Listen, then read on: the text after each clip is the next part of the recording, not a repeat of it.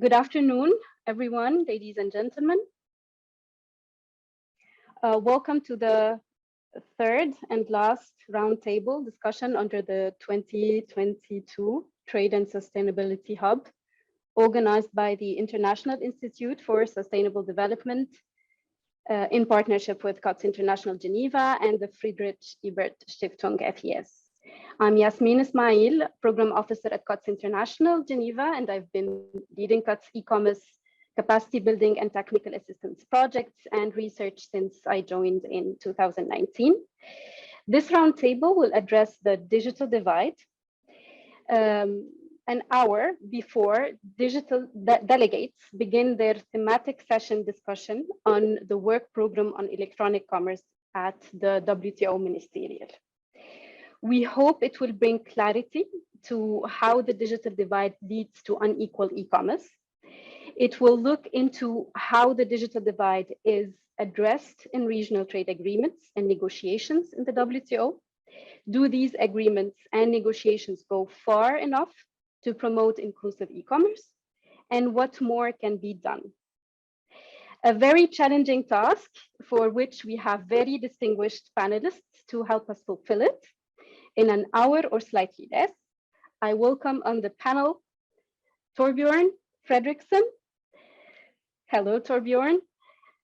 He heads the e-commerce and digital economy branch at UNCTAD. He joined UNCTAD in 2000, and he is, among other things, responsible for the annual information economy report at UNCTAD's work on e-commerce and ICT measurement.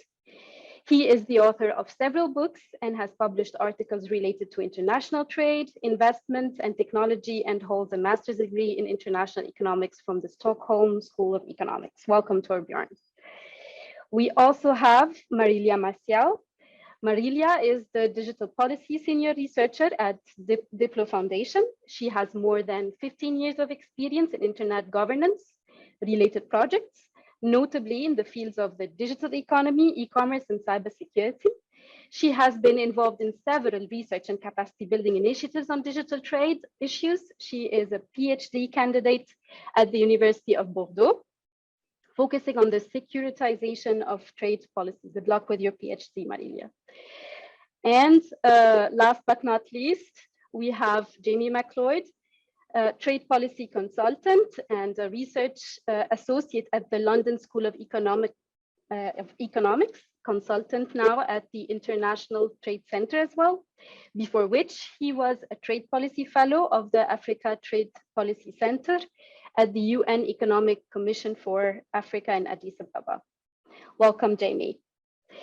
I would like to also mention that Mr. Andras Cardenas Munoz, the Vice Minister of the Foreign Trade of Colombia, couldn't join us today due to very busy and hopefully historical times at MC12. Before giving the floor to our panelists, I would like to invite our participants and audience to take part in the conversation by posting their questions in the chat. We will answer as many as we can during the dialogue and Q&A later. Now, without further ado, let me invite Torbjörn to set the scene for us and for our discussion. Torbjörn, COVID-19 can be considered a turning point for e-commerce development around the globe. What can we learn from COVID-19 about e-commerce and the digital divide and the impacts on governments, businesses, and individuals? The floor is yours.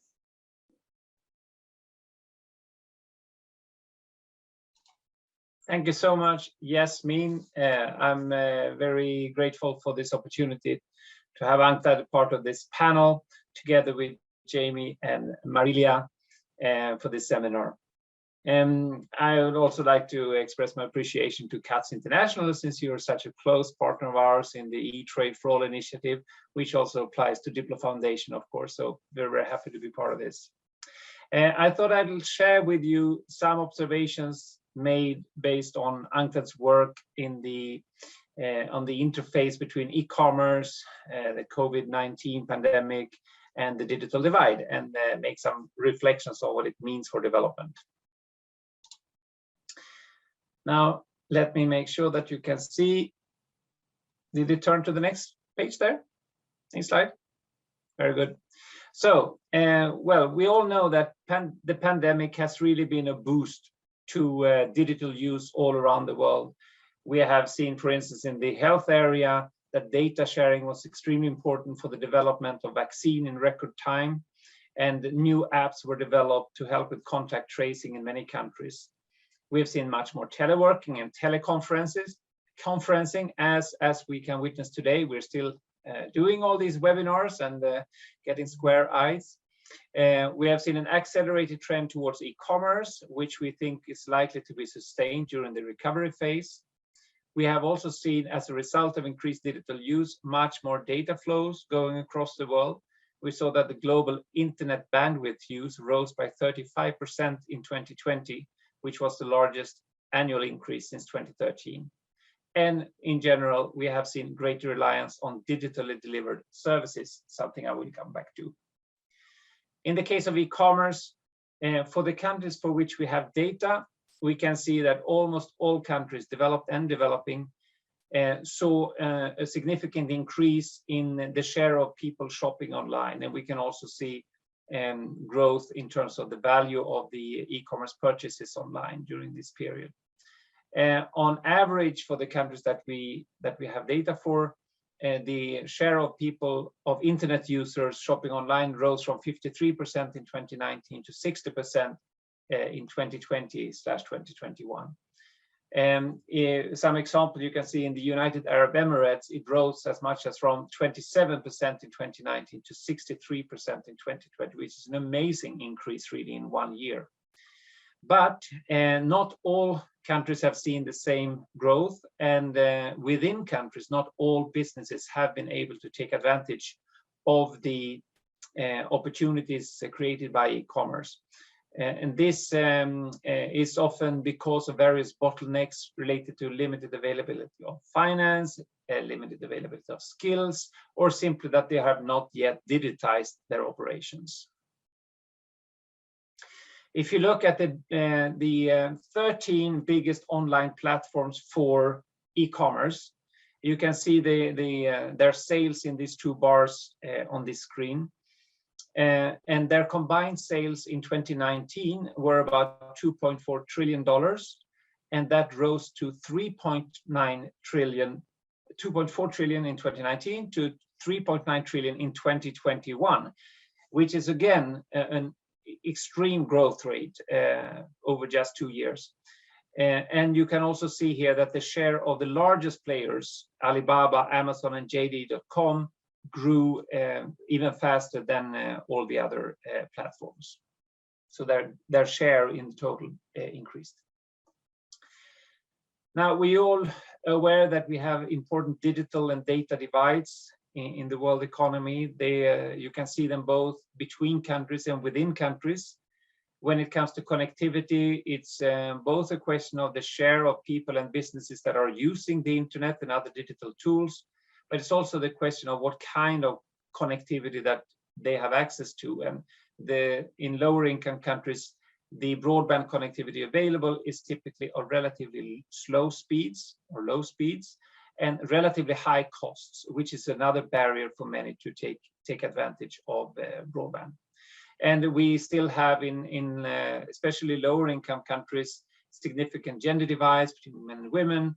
We have a big divides between the large firms and the smaller firms, and of course between rural and urban areas. So this is something to keep in mind. We also see big skills gaps in many developing countries. We have very unequal levels of legal and regulatory frameworks. A large part of Africa still don't have laws to protect data and to protect consumers online. And also many developing countries are not very well represented in global policy discussions about key issues such as data flows and so on. In parallel, we can see, if we go to the corporate sector, we can see that the largest digital platforms have gained increasing control over all stages of the global data value chain, which is very important, from the collection of data to the transmission of data, storage, processing, and use of data. And let's just give some examples here on how this is translating into some numbers. When it comes to the production of AI research, top-tier AI research, artificial intelligence, we can see here the number of papers published in 2020. And while you might have expected that some leading universities like Stanford or MIT would be the biggest sources of such data, you see that Google alone produces as many such papers as MIT and Stanford together. And you will see also that Microsoft and Facebook, for example, are prominently represented in this chart. Another illustration is that we're seeing increasingly that advertising in the world is going from analog to digital. And the pie for digital advertising is increasingly generating revenues for the top digital platforms. You can see their share rising here between 2015 to 2022 from about 50% to more than 70%. It's a very short period and it's huge amounts of money we're talking about in this case. If we take a look at the trade perspective, you can see because of the increased use of digital tools and reliance on digital tools, then there's also been a growing demand for ICT goods in the world. So we see the overall a significant growth in ICT goods exports and imports between 2019 and 2020. But this was mainly concentrated in East and Southeast Asia. Whereas if you look at Africa and the least developed countries, both exports and imports of ICT goods actually plummeted in 2020 due to various bottlenecks and perhaps limited funds, which actually means a widening of the divide because the availability of ICT goods did not grow as fast there as in other parts of the world. Let's turn to services, and you see somewhat similar picture. You can see on the chart furthest to the left that the share of what we call digitally deliverable services out of total services exports rose from 52% to 64% in 1 year. It's a steep increase. But you can also see in the second bar chart here that the level of which digitally delivered service represents total services exports varies considerably between countries at different levels of development. So it's still the case that the poorest countries of the world, they can rely much less on digitally deliverable services than the more advanced economies, which is also a potential source of widening inequalities due to digitalization. So how can we foster a more inclusive outcome of what we're seeing now, which has accelerated during the pandemic? Well, we need to pay attention to policy measures both at the national and international level. And we need to consider a whole range of policy issues and areas. And this chart highlights a few of them. But perhaps the most important point here is to note that a lot of different policy areas, that means a lot of different ministries need to be involved to provide a holistic approach to digital transformation. And that also requires a lot of coordination between the different ministries at the national level. But if you go up to the international level, that also means better coordination between us, international community, between different silos. And we also see that given the need for speed here in addressing the digital transformation, there will be a great need for more international support to most developing countries. We can offer various kinds of support in this area, as many of you are aware. This slide is just sharing some of it. We try to work as closely as possible with our partners in the E-Trade for All initiative. And as I mentioned, among the 34 partners now that we have there, Diplo and CATS are very important partners. And let me close here by just highlighting one of the tools that we work with, which we call E-Trade Readiness Assessments. And we have done them now for 32 countries. We are also working with Mongolia and Peru, and there are others in the queue. These are very important tools to provide a basic understanding of what needs to be done in each country to become better at engaging in and benefiting from e-commerce and the digital economy. It can be very useful for various contexts, including for trade negotiations, so that you know at least where you stand yourself when you compare your performance with other countries. And wherever possible, it's important to look for smart solutions through partnerships, as there is a shortage of funds for this kind of activities. So we need to really find the most effective ways of reaching those countries that need assistance. So let me end there, and thank you very much again for your attention, and look forward to the rest of the discussion. I'm happy to take questions later. Thank you. Thank you so much, Torbjorn. You may stop sharing your screen. Thank you so much. It was an excellent setting the scene presentation, and very useful data was shared on how the pandemic accelerated e-commerce around the globe. You also shared very useful country comparisons or regional comparisons between developing countries and the developed world and Asia and Africa, proving that e-commerce acceleration impacted them differently. You also highlighted the importance of data, and this is a point that I'm hoping Marilia will complete for us. Let me turn to her. Marilia, data flows proved to be one of the challenging issues in e-commerce negotiations. To what extent you believe data flows and industrialization are decisive for having an inclusive e-commerce? And how have recent regional trade agreements and negotiations in the WTO addressed it? The floor is yours. Thank you very much, Yasmin. Thank you for the invitation. It's a pleasure to be here with Torbjorn and Jamie, and I never miss the opportunity to commend UNCTAD in public for the excellent report that they have published, which is of high quality, not only in terms of the research that we can see has been conducted to develop the report, but also for the fact that I think that they really put the finger on some of the thorny issues related to data and data governance and make some very concrete proposals as well, which is always very useful. So I would like to start by taking a look at this picture, because I think that it helps to summarize a lot of the issues that are behind our discussions on data flows and data governance. I'm sure that you remember that in the end of the 90s, beginning of the 2000s, we used to talk about the information economy and all the changes that were happening at that moment. So information and knowledge economy were the key words for us. And this was a moment in which several trade agreements and the WTO itself was including in its legal framework mechanisms to protect intellectual property because of the importance of knowledge and know-how for the value of products. If you look at the situation and now, information and knowledge are still extremely important, but we are not talking about the information economy, we're talking about the data economy.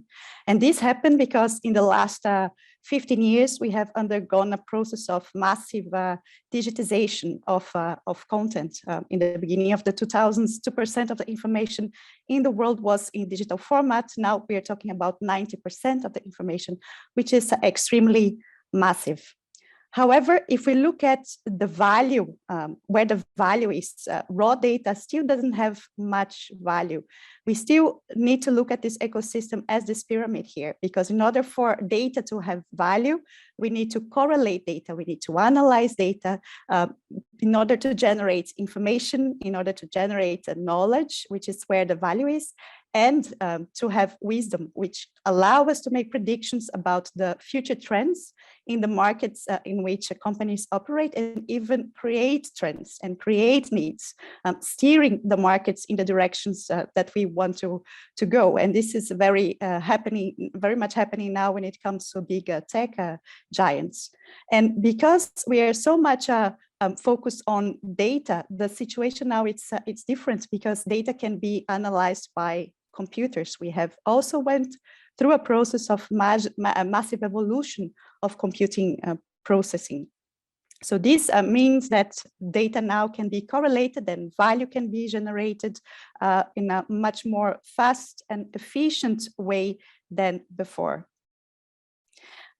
Trying to apply this to e-commerce, let's imagine the situation of a company that has a website, a marketplace selling its goods.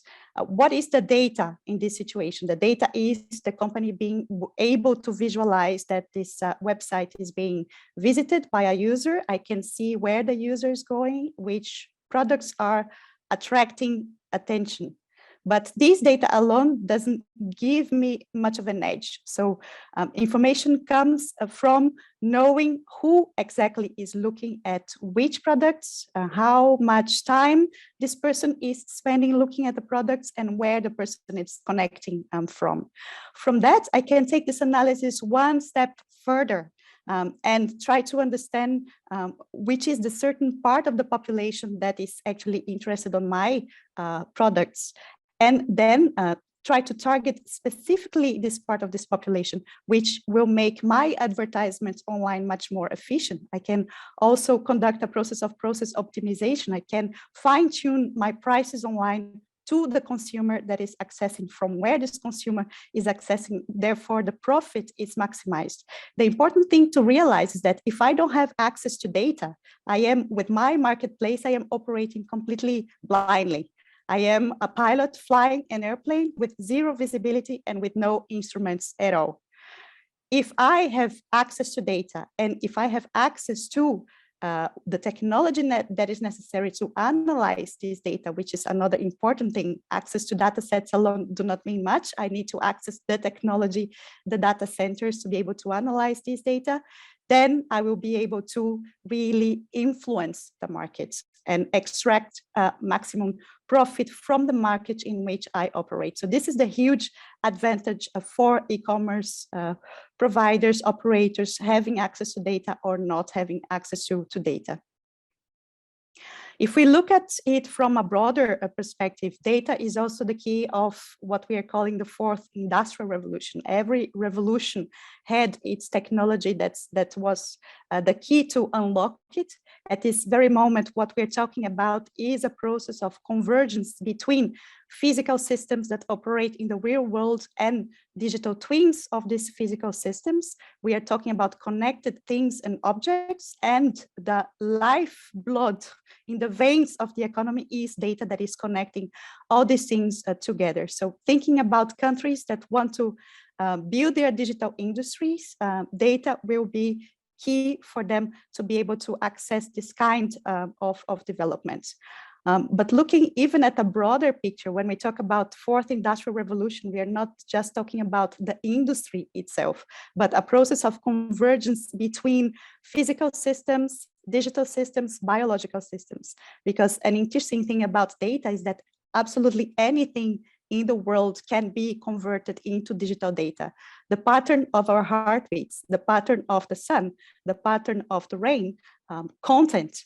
Therefore, the digital and data is serving as a bridge that is uniting these two worlds, the physical worlds of machine and robotics and the biological world, because we are even encoding our own genes as digital data. Therefore, access to data will be also access to the bridge between these worlds, which will give me not only digital industrialization of the next 10 years, but also the conditions to compete in an innovation system of the next 50 years. So we're even looking at a longer term here. So I think that the importance for developing countries to have access to data is key. Of course, we're talking about being able to develop better policies. We're talking about the importance of data for innovation and competition, the difference of flying my airplane completely blindly or having the conditions to operate it with state-of-the-art machinery at my hands. We're talking about industrial policy, just reminding that industrial policy goes beyond the industry itself. We're talking about changes in educational systems. We're talking about agriculture, which is pretty much moving to a high technology, state-of-the-art scenario. And all that requires governmental intervention. So when we talk about industrial policy, we talk about governmental intervention. We do not necessarily talk about protectionism, as much of the discussions try to frame, but there is need for government to intervene, and that requires, yes, some policy space. And several organizations have highlighted how digital technologies will be key to this process of digital industrialization. Data is the cornerstone of digital industrialization strategies, and it's very important that developing countries escape what economists are calling the data poverty trap, which is the fact that we are producing massive amounts of data, but we don't have control of this data, so this data just is appropriated by actors located elsewhere, private actors, and it's resold to developing countries as knowledge products. So we're pretty much operating inside that pyramid. And the way that we talked about in the 90s, 2000s about access to knowledge, which was a big fight in the World Intellectual Property Organization, for instance, applies now exactly to access to data too. So just to put in a framework that some of us will remember from a similar space. And I think it's really useful when we talk about the path that developing countries could follow. It's interesting to look at realities in which developed countries are trying to find ways to govern data and strategies to extract value from data. If we look at the European Union, it may provide an interesting example, especially in a moment in which Africa is talking about building a digital single market. So the evolution of this debate in the European Union is that in '96, they launched a directive that pretty much tried to protect databases using intellectual property. So they sort of stretched copyright to argue that copyright could be applied to databases, sort of a sui generis intellectual property protection. That understanding took a little bit of time to evolve, but it did evolve in 2017, in which in the European Union, the focus shifted to industrial data and particularly machine-generated data, which would be a key to unlocking value in the future. It's very important to talk about protection of private data, but industrial data and non-personal data will be where the true value will lie in the next years. And in 2020, that is the moment in which the European Union really tries to think about the building of governing data from a more holistic standpoint. It's very clear that the focus shifted to industrial and public data. And in terms of legal protection, the protection has evolved from the focus on intellectual property protection only to trying to put in place the legal frameworks of sharing data. So economically speaking, it's not interesting if we just let the players hoard data and have it to themselves, but we need to develop the mechanisms for them to share data with a broader set of actors, not only private actors, but also public actors that have huge amounts of data. If we want to unlock the value of data, we need to make this data flow and be shared. So how do we do that? The goal in Europe is to create a market for data in order to ensure global competitiveness and data sovereignty. It's interesting that data sovereignty is pretty much in the picture in Europe now, which was not the case. The word sovereignty was not very well seen in digital discussions 10 years ago, but it's very clear that this is a goal. And there's a set of different regulations that have been put in place recently or that are being discussed.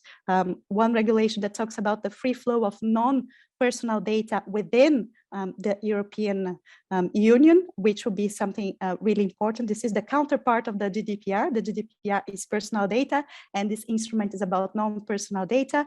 We have the Data Governance Act, which proposes processes and structures to facilitate data sharing across the European Union.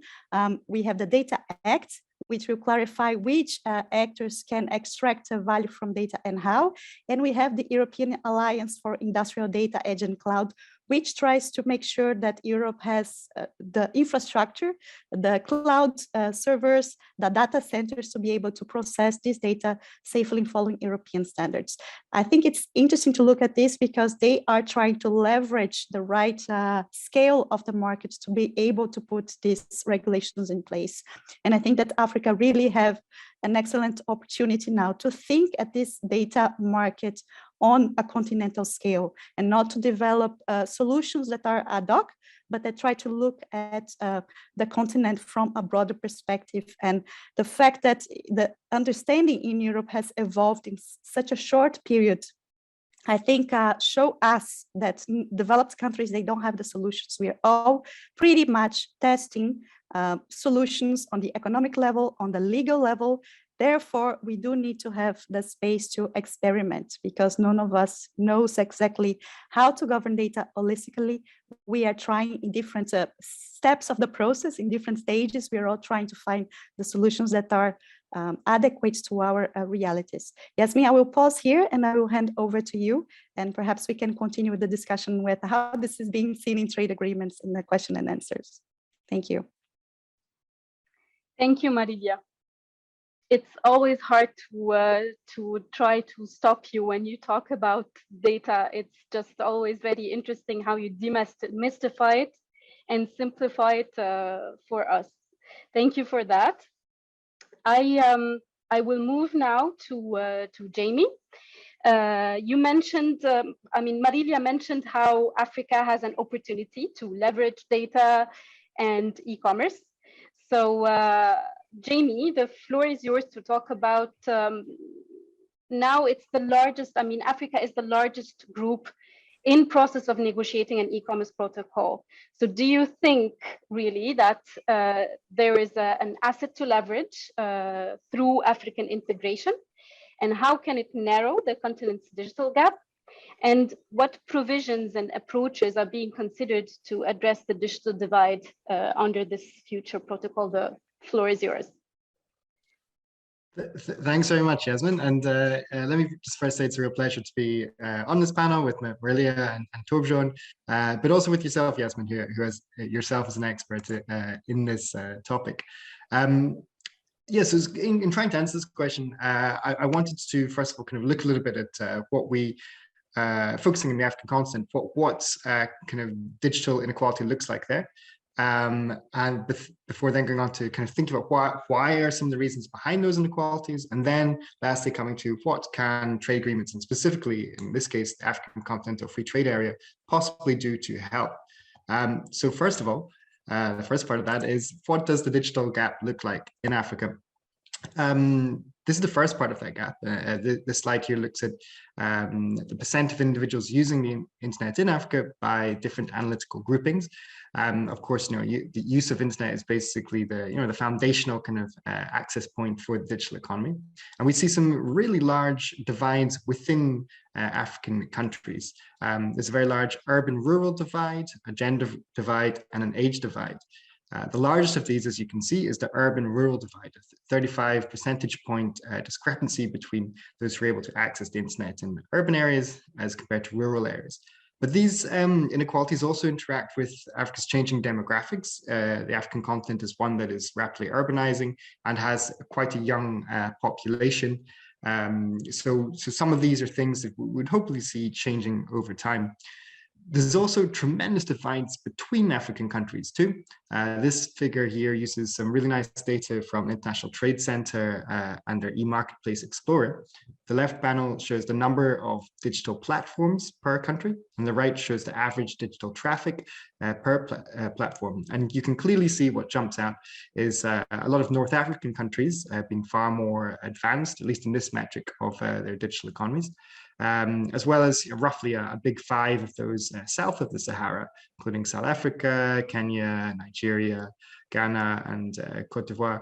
And despite that, though, beyond that, many African countries having really a low involvement in these metrics of the digital economy, being at risk of being left behind. Now, another thing to bring out here is that it's largely more Anglophone countries that are racing ahead in this area as well, leaving a lot of Francophone ones further behind. So what are the problems underlying this? The first is that internet is relatively expensive in the continent. This figure here shows the average cost of 1 gigabyte of mobile data as a percentage of average monthly income. And as you can see, in Africa, this is much higher than in other world regions, although it is falling with a reasonable pace. But still remains substantially above the UN Broadband Commission for Sustainable Development's target of 1 gigabyte for less than 2% of monthly GNI per capita. One of the reasons for this is that a large share of African telecoms markets are not that competitive. This means there's less competitive pressure to push prices down. ITU classifies more than half of African countries as only partially competitive or fully monopolistic in local fixed line services. In mobile broadband, this is slightly better, but also a lot of African countries do not have, are not regulated by competition authorities, meaning there's less oversight of how competitive these markets are. Entry-level internet-enabled handsets are also relatively expensive on the continent, and this is very important because it's through these handsets, through mobiles, that most people in Africa actually go online. And we know that this is still a constraint, though, the cost of these handsets, because more Africans have internet available to them than have smartphones with which to access that internet. So whilst prices are still going in the right level here, it remains a binding kind of source of these inequalities. And this figure here shows really sharply another one of those inequalities, which is that fast internet is really taking off in African urban areas, but not in rural areas. And so here, fast connectivity is 4G or better kind of speeds, and that's that which the Alliance for Affordable Internet say is needed for meaningful connectivity for useful and empowering internet. While now 88% of Africans in urban areas have this, only 21% in rural areas do. And to kind of use a practical example of what that means, a family friend of mine who lives in relatively rural Malawi is able to receive WhatsApp messages, but she cannot use more complex content such as YouTube videos. Relatively few individuals in Africa also have financial accounts for online payments. We can see this in this figure here, showing Africa being a fair bit lower than most other developing regions and substantially lower than developed economies. Only about 40% of individuals in African countries have access to financial institution or mobile money accounts for online payments. And outside of South Africa, credit and debit cards, which are the usual way in which people pay for services online, are very infrequently used. Of course, we all know the story here, and that's that many African countries have amongst the best developed mobile money services in the world, but these also have their issues with inequality. Mobile money accounts are more accessible to those with higher incomes, better educated individuals, and men. This figure here is drawn from Nigeria, but there's similar equivalent ones for Uganda and other countries that show the same thing. And it shows mobile banking use by consumer segment. And you can see those who are of lesser incomes or lesser educations or are women are less likely to use these mobile banking services.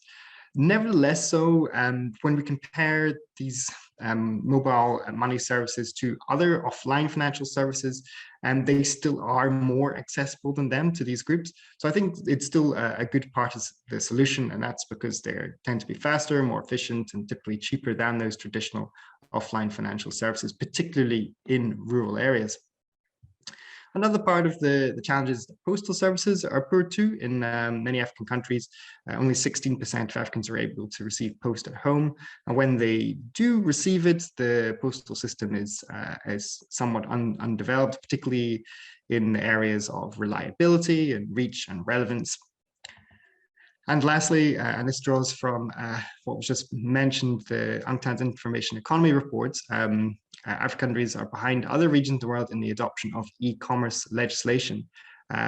Although they have been improving quite a lot in the roughly 6 years since the 2015 UNCTAD Information Economy report, as seen between the red bars here in each of these 4 areas of legislation, which was Africa there in 2015, and the purple bars, which was Africa in 2021. As the number of, the share of countries there that have those areas of legislation. So what could a trade agreement like the AFCFTA do to help in these areas? Well, it can do a lot. There's a 25-course menu in a way of all the different areas and topics within a trade agreement that can be broached to try and improve aspects of the digital economy across the continent. This is from an upcoming ITC publication I've been contributing to. But amongst all these, we probably need to think of what are some of the priorities and those that are most useful. We can think of priorities in 2 kind of ways. I think an area that's often underlooked are these priorities for process, not just necessarily the content of the negotiations, but how the negotiations occur and what kind of agreement you structure through the process. So for instance, I would say priorities include things like an agreement that is more adaptive. It doesn't just set in stone rules that cannot be adjusted and changed, but can evolve and develop as needed. but also an agreement that is appropriate, because trade agreements might not always be the most appropriate instrument for dealing with many of these inequalities in the digital economy. Maybe what might better be suited can be kind of regional strategies or funding mechanisms for infrastructure or issues like that. But another issue is in the process of the negotiations and how consultative they are and transparent, which are very related. This has been an issue in most trade negotiations, and the AFCFTA is no different, unfortunately. What negotiators can do better is to, for instance, publish online the draft text of agreements, solicit them for consultations and submission of views on them by civil society organizations and private sector members, try and gather better views on the negotiations as they are proceeding. And the agreements can also be proportionate, so that wouldn't unnecessarily burden smaller businesses where they may be unable to deal with strong regulatory burdens. And the last point here is efficiency, because this is something I think we need to think of a lot in trade negotiations, but they could take a very long time, and sometimes by the time that they've come up with the solution, the problem has changed from what we were once focusing on. And we can also think of priorities for content as well. Here, just are listed some of the kind of possible areas that might be priorities that speak to the foundational constraints to African countries in the digital economy. We also can ask firms what they think to get their perspectives on what might be important priorities for regional instruments like the AFCFTA.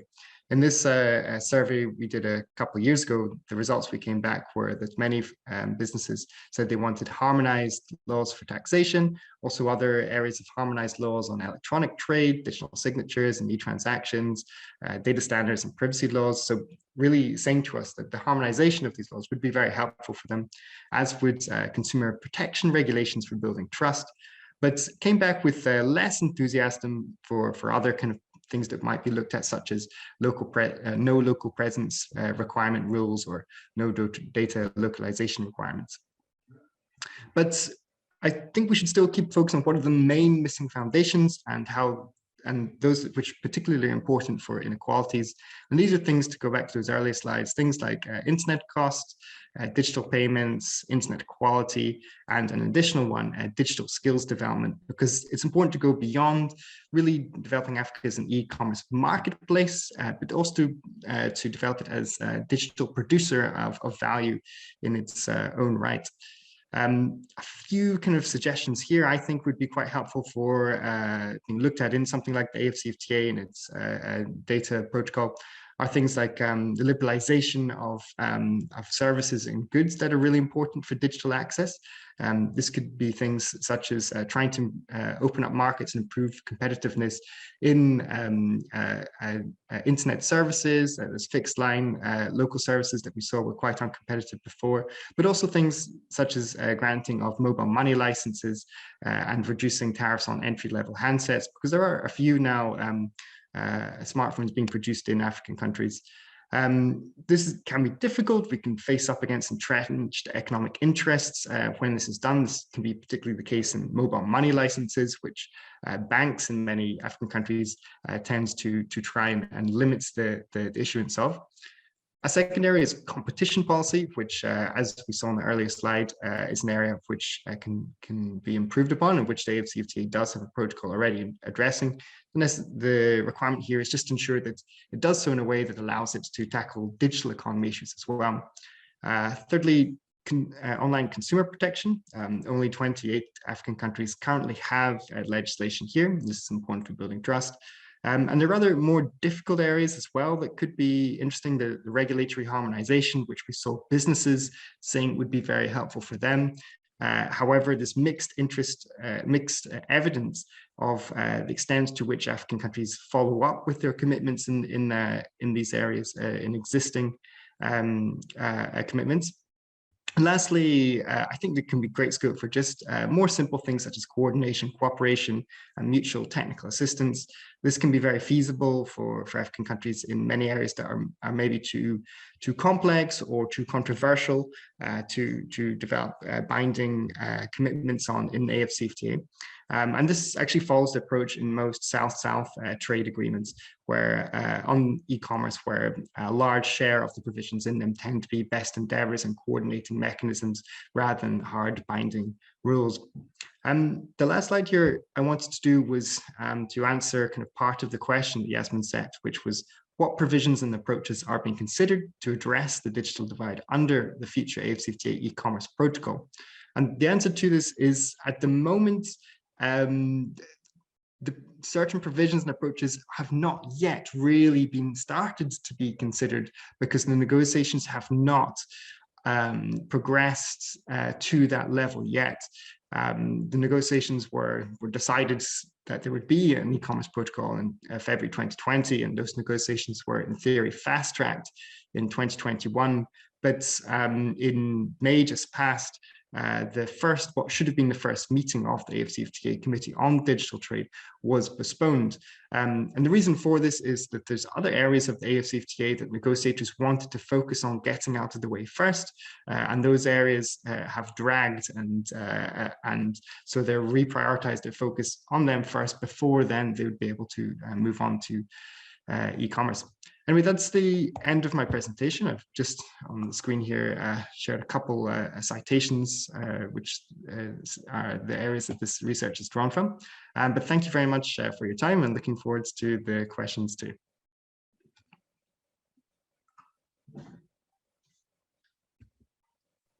Thank you so much, Jamie. Thank you for the references as well. I think this answers one of the questions that we received in the Q&A. Someone has been asking for you to provide the source link of the survey among African firms. So this is included in the PowerPoint presentation. I'm not sure whether it will be published. So perhaps, Jamie, you could kindly share the link to this study in our chat. In the meantime, we have, I'll just thank you for an excellent presentation. Thank you for the update on the e-commerce protocol negotiations. I was one of the people who are wondering what is the status of the negotiation, which brings a bit your comment about transparency of these negotiations. But it's not only an issue of really transparency. It's not only particular to AFCFTA negotiation, but to other negotiations like the WTO. Thank you also for this overview of the digital divide in Africa itself. Gives very interesting data. And we hope that the AFCFTA will be able to bring some equality in this matter. I will now move to the Q&A. We have a first question to Marilia, which is not a surprise. There is interest in finding out regarding the WTO e-commerce negotiations, what type of commitments, Marilia, do you consider will help to promote more inclusiveness and consider the different levels of development among WTO members? I will give you 2 quick minutes to answer the question. Thank you, Yasmin. I think the first thing to bear in mind is that the work program needs to stay alive, because that's the space in which all WTO members have the opportunity to exchange view. And I think a lot of the understandings have evolved in this setting, and much more will be needed if we're thinking about this transformation of services, if we're thinking about the offer of services in the metaverse, for instance, which is not just Facebook's platform, but a technology that is going to run on top of the internet. We will need to evolve with some discussions such as services classifications, for instance, which is a can worm that no one wants to go, but we need to talk about that. So it's very important to keep the work program alive. In terms of the GSI itself, I think that it's very good to see that developing countries are tabling proposals that are centered on development. Data issues is one of the negotiations in which Nigeria has tabled a proposal, including an exception that would benefit developing countries and LDCs. This is very important because, as we were discussing, it is relevant to preserve the space in order to do some test and trial of policies that will work on the national or regional level, like the European Union did before. And another very important thing is to put in place provisions for technical assistance and capacity building. Some countries have advanced proposals, Indonesia, Cote d'Ivoire. So it's very important to take these proposals into account and perhaps to dig a little bit deeper. Perhaps technical assistance and capacity building is something that should not be confined to a little part of the GSI negotiations, but actually be transversal and vertical inside some topics too. What do we need? What are the things that we need to achieve? What are the measurements that need to be in place so this can be really implemented? So I think that we need to move from some intention way of discussing things to be a little bit more mandatory when it comes to technical assistance, because I think that that is very needed. And from everything we are discussing, the moment to try to bridge this gap, which is just increasing, is now. Thank you. Thank you so much, Marilia, for answering this very quickly. There is another question for Jamie, and I have a question for Torbjörn. So first with Jamie, someone is asking for you to go into more details on what are the competition policy improvements that are needed, I think in the ICT sector, and what are the AFCFTA provisions that are being considered for this. So we'll leave the floor to you. You have 2 minutes as well. Thanks, Esmond. Yeah, no, it's a good question. I think if you look at the ITU data, they'll say that there's quite a lot of marketplaces within the digital economy in African countries that are not as competitive as they should be. And research also suggests that this is why prices might be higher than they should be as well. This can be things such as internet service provision, as well as some of kind of the infrastructure behind that. The AFCFTA provisions that are being considered to look at this, I'm not a competition policy expert myself, but I helped bring together the team of African competition experts that developed the draft competition protocol that's now being considered by negotiators in the AFCFTA, and I've followed how it has been developed. The main way in which that can try and be smarter to the digital economy is when they think of definitions of market dominance, to ensure that it's able to account for those that are unique to the digital economy. So that might be, for instance, you might have a business that might traditionally not be seen to be dominant, but has a very large share of, let's say, access to data, or manages and controls a lot of the data. So that's a unique new way of market dominance that you'd want the protocol provision to be able to account for. The main decisions negotiators are going to be making there in that provision is how, on that protocols, how strong do they want it to be? It might just be a protocol that asks African countries to adopt competition legislation. About half of African countries, only half of African countries currently have that. But it could also be a much stronger protocol that could create an African continental supranational competition authority that can then go and investigate competition issues in different African countries, particularly those that cross different borders. And so yeah, the negotiators are trying to decide how strong do they want, I guess, the institutions to enforce that protocol at the moment. Thank you so much, Jamie. Now, my question for Torbjörn. You mentioned something that it happens that Marilia and I were discussing 2 days ago, and that's having a coordination, the importance of coordination between ministries, between government entities on e-commerce policies. And I was interested in finding out from you what kind of tools and support UNCTAD is giving to the countries to foster this whole government approach. How can we support developing countries to adopt this approach? Yes, thank you, Jasmine. No, I think it is very important, because whether we talk about e-commerce or whether we talk about data, these are very cross-cutting issues that no single ministry can deal with on its own. And we're, for instance, helping the G20 right now on the issue with cross-border data flows, and we have surveyed the 20 members of the G20. And there are so many different ministries involved, so many different institutions involved, so many different legal pieces of legislation in different areas to factor in the multidimensionality of the data area, which is why I thought it was very important by Jamie to stress the appropriateness of the different tools that member states have at their hand. I'm not sure that trade negotiations is the best way to deal with the complexity of data. And sometimes when we try to, it's natural in Geneva that we want to look through the trade lens because it's very important in Geneva. But if you really want to factor in all the implications for human rights, for health, for environment, etc., it's very difficult to go that through the trade lens. What we do when we help countries through the e-trade readiness assessment is to bring all the different stakeholders together, both within the government and in other stakeholder groups.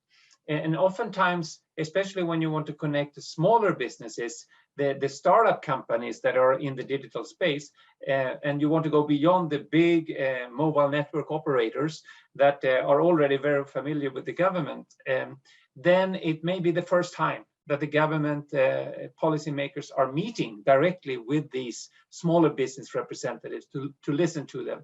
The same goes with women digital entrepreneurs, for instance. They are typically not easily accessed by the government. So there can be different mechanisms. That could be you create a committee for coordination of these issues, or a task force or a working group or whatever. But probably the most important thing is who is taking the lead on this. Sometimes when you go through the Ministry of ICT, it's a normal thing. You think it's digital, so they should take the lead. Unfortunately, in most countries and most governments, the ICT ministry is not very powerful. So if you're rather connected to the Prime Minister's office or the Minister of Finance or someone that has really more clout in the government, it's much easier to have the convening power to get everyone to agree on a common vision and a common approach.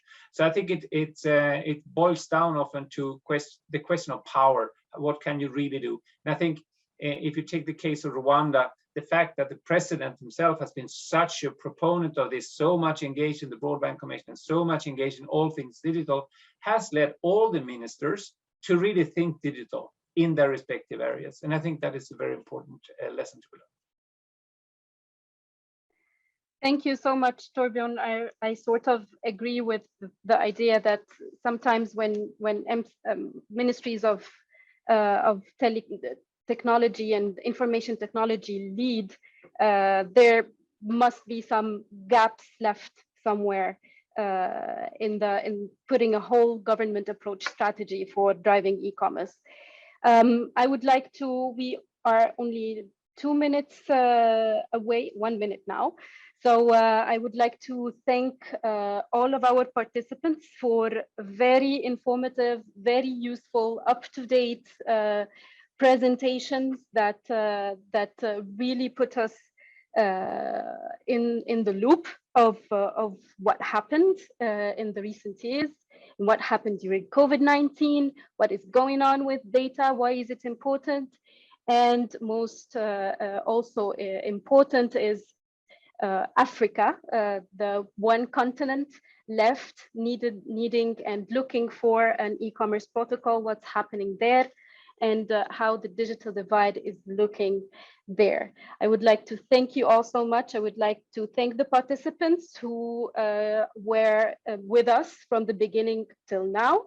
I would like to thank IISD team and the technical moderators. Thank you so much for excellent follow-up and support. And thank you for all the panelists for making the time at very tough and busy times now. Thank you all so much and hope to see you in another session soon.